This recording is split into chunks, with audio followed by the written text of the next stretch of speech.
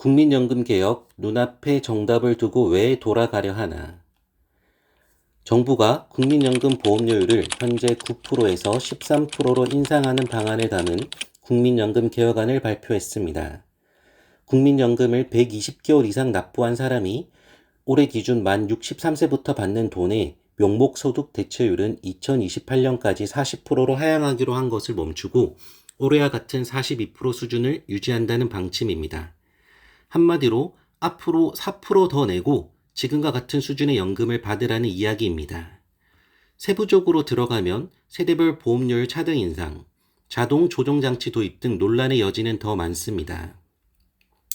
정부가 1988년 국민들의 안정적인 노후 생활을 위해 도입한 공적 연금 제도인 국민연금은 저부담, 고급여 방식으로 설계돼 재정적 지속 가능성의 한계를 안고 출범했습니다. 김대중 정부 시절인 1998년 1차, 노무현 정부 시절인 2007년 2차 개혁이 이루어졌지만 기금 고갈 시기를 늦추는 미봉책에 불과했습니다. 보건복지부에 따르면 현재 연금 제도가 유지될 경우 2056년이면 기금이 소진될 예정입니다. 이번 정부안대로 개혁이 이루어지면 기금 소진 시점은 2072년까지 연장될 것으로 전망됩니다. 다만 최근 몇 년간 저출산 고령화가 정부 예상치보다 더 빠르게 진행돼 이 같은 흐름이 지속된다면 기금 소진 시점이 더 빨라질 수도 있습니다. 그런데도 지난 17년간 개혁 논의만 있고 실제 개혁은 이루어지지 않았습니다. 이 어려운 과제를 해결하기 위해 윤석열 정부가 단일화를 내놓으면서 첫 발을 뗐다는 것 자체만으로도 의미가 있다고 평가할 만한 대목입니다. 다만 목적과 내용 모두 아쉽습니다. 국민연금의 목적은 나이가 들거나 노년기에 갑작스러운 사고나 질병으로 소득 활동이 중단된 경우에도 기본 생활을 유지할 수 있도록 하는 것입니다. 이에 따라 연금의 지급을 정부가 보증해 기금이 부족해지면 정부가 부족분을 메우도록 법률로 규정되어 있습니다. 이번에 정부가 도입을 검토하겠다는 연금액 자동 조정 제도는 인구 구조 변화, 경제 상황 등과 연동해 연금액을 조정하는 것으로 사회 경제적 상황에 따라 연금액을 줄일 수도 있는 제도입니다. 정부가 제시한 국민연금 개혁안의 소득 대체율이 OECD 평균보다 낮은 상황에서 추가로 낮출 수 있는 제도의 도입까지 검토한다는 것은 본래 목적인 노후생활 안정보다 재정 안정에 더 무게를 두고 있다는 뜻으로 읽힙니다. OECD 가입국의 공적연금 평균 소득 대체율은 42.2%이며 같은 기준으로 계산했을 때 국민연금 소득 대체율은 31.2%로 11% 낮습니다.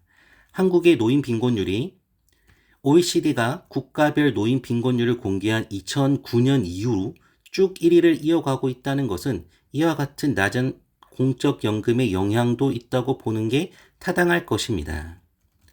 복지부는 개혁안 내용과 관련해선 지난해 10월 발표한 제5차 국민연금 종합운영계획의 주요 과제, 통계청의 2023년 장래 인구 추계를 반영한 새로운 재정 전망, 공론화 등에서 나타난 국민 의견을 세밀하게 검토해 수립했다고 설명했습니다. 그러면서 내놓은 핵심안이 보험료율 9%에서 13%로 인상, 소득 대체율 올해와 같은 42% 유지, 기금 운용 수익률 1% 플러스 알파 제고, 보험료율 13%까지 인상 시 매년 50대 가입자는 1%, 40대는 0.5%, 30대는 0.33%, 20대는 0.25% 인상입니다. 세대별 보험료율 인상 속도 차별 적용은 전 세계적으로 도입한 전례가 없는 독특한 구상으로 중장년층의 저항이 클 것으로 예상됩니다.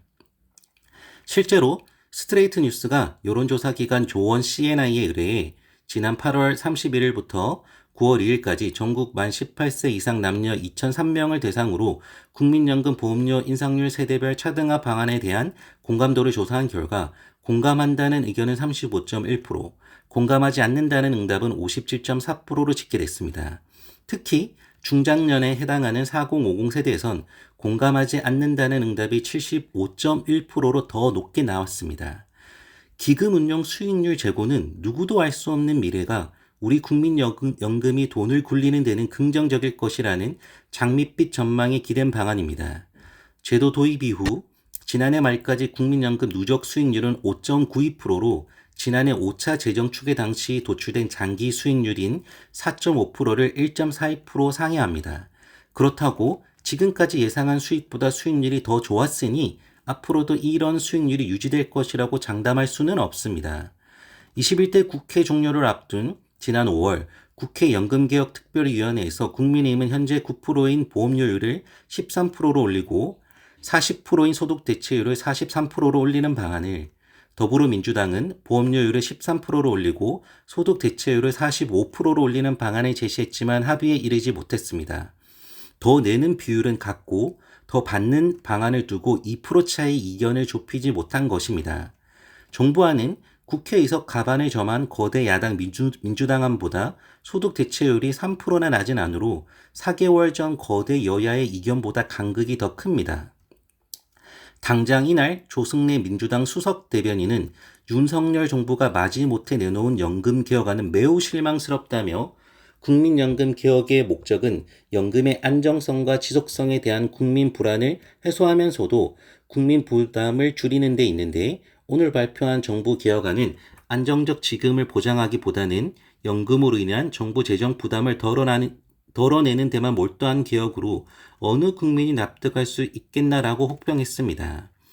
연금 개혁은 국회 심의 의결로 최종 결정되기 때문에 정부 단일화는 향후 국회 논의 과정에서 진통이 불가피해 보입니다. 어쩌면 단 2% 차이 이견을 좁히지 못했던 21대 국회의 잘못을 22대 국회에서 또다시 되풀이하면서 시간만 보낼 수도 있습니다. 모두가 환영하는 연금개혁은 존재할 수 없습니다. 왕도도 없죠. 그렇다고 애초에 불완전하게 설계 운영하고 있는 국민연금개혁을 포기할 수도 없습니다. 이런 상황에서 정부와 여당, 야당의 연금개혁을 둘러싼 입장 차이는 정답지가 눈앞에 있는데 애써 외면하려는 것 같다는 느낌도 듭니다. 앞서 지난 4월 국회 연금개혁특별위원회 공론화위원회는 한 달가량 진행한 시민대표단 492명의 수기 결과 보험료율을 13%로 올리고 소득 대체율을 50%까지 상향하는 방안에 56%가 지지했다고 밝혔습니다.